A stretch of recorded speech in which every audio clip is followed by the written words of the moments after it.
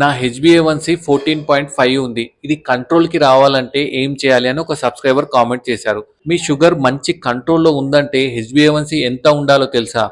6 to 7 ఉండాలి. మీది ఎంత ఉందో ఒకసారి చూసుకోండి. అయితే హెచ్బిఏవన్సీ ఇప్పుడు 14.5 అంటే అతని షుగర్స్ ఎంత మెయింటైన్ అవుతున్నాయి? అరౌండ్ 350 అలా ఎక్కువగా మెయింటైన్ అవుతున్నాయి. అంటే చాలా ఎక్కువగా ఉంది. మరి ఇది తగ్గాలంటే ఏం చేయాలి?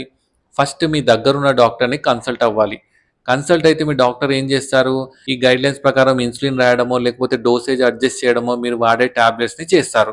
దాంతో పాటు మీరు డైట్ అనేది స్ట్రిక్ట్‌గా తీసుకోవాలి.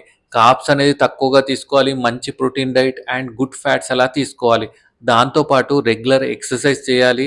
అండ్ రెస్ట్ అండ్ స్లీప్ కూడా చాలా ఇంపార్టెంట్. ఇవన్నిటితో పాటు రెగ్యులర్‌గా మెడిసిన్ వాడాలి. అండ్ మీ డాక్టర్‌తో రెగ్యులర్‌గా ఫాలోఅప్‌లో ఉండాల్సి ఉంటుంది. అలా చేస్తే మీ షుగర్ కూడా మంచిగా కంట్రోల్‌కి వస్తుంది. కానీ ఇంత ఎక్కువ ఉన్నప్పుడు మాత్రం అస్సలు నెగ్లెక్ట్ చేయకండి.